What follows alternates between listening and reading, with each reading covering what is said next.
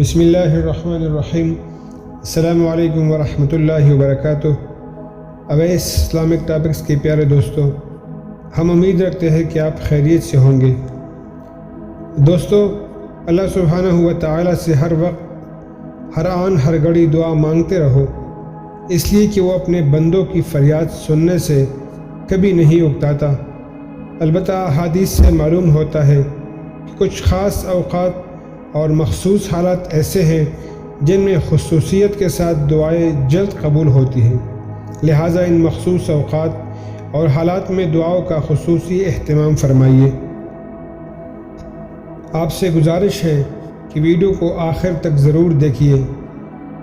بات کا آغاز کرتے ہیں، لیکن اس سے پہلے اویس اسلامک ٹاپکس کے پیارے دوستوں، بھائیوں اور بہنوں، اگر آپ نے ابھی تک ہمارے چینل کو سبسکرائب نہیں کیا تو اویس اسلامک ٹاپکس کو ضرور سبسکرائب کر لیں اور ساتھ لگے بیل آئیکن پر کلک کر لیں تاکہ آپ کو ہماری ویڈیوز کا نوٹیفیکیشن وقت کے ساتھ ساتھ ملتا رہے۔ نمبر 1، رات کے پچھلے حصے کے سناٹے میں جب عام طور پر لوگ میٹھے نیند کے مزے میں مست پڑے ہوتے ہیں، جو بندہ اٹھ کر اپنے رب سے راز و نیاز کی گفتگو کرتا ہے اور مسکین بن کر اپنی حاجتیں اس کے حضور رکھتا ہے، تو اللہ سبحانہ و تعالی خصوصی کرم فرماتا ہے۔ نبی پاک علیہ السلام کا ارشاد ہے کہ آدھی رات کو اللہ سبحانہ و تعالی آسمان دنیا پر نزول اجلال فرماتا ہے، یہاں تک کہ جب رات کا پچھلا حصہ باقی رہ جاتا ہے تو فرماتا ہے، کون مجھے پکارتا ہے کہ میں اس کی دعا قبول کروں، کون مجھ سے مانگتا ہے کہ میں اس کو عطا کروں، کون مجھ سے مغفرت چاہتا ہے کہ میں اسے معاف کروں۔ نمبر 2، شب قدر میں زیادہ سے زیادہ دعا کیجیے کہ یہ رات خدا کے نزدیک 1000 مہینوں سے زیادہ بہتر ہے، اور یہ دعا خاص طور پر پڑھیے، اللہم انک عفو تحب العفو فاعف عنی۔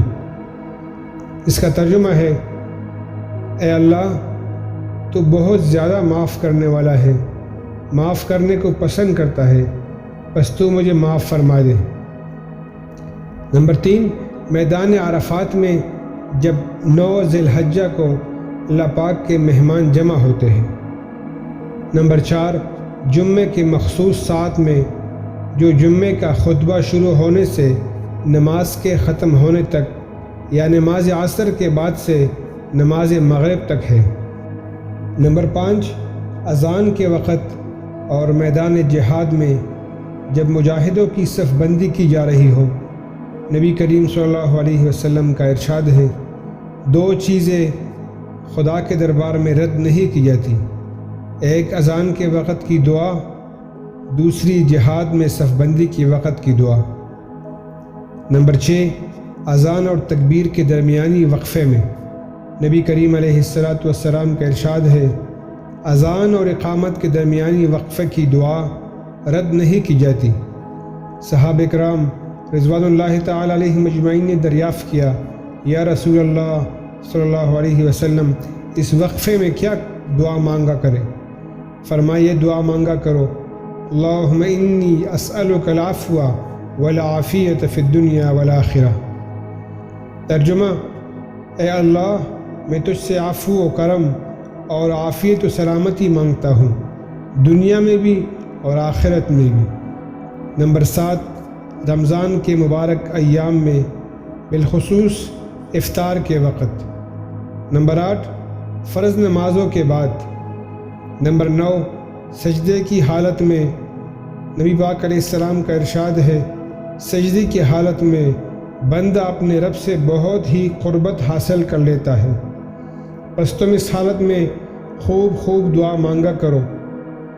نمبر 10، جب آپ کسی شدید مصیبت یا انتہائی رنج و غم میں مبتلا ہو۔ نمبر 11، جب ذکر و فکر کی کوئی دینی مجلس منعقد ہو۔ اور نمبر 12، جب قرآن پاک کا ختم ہو۔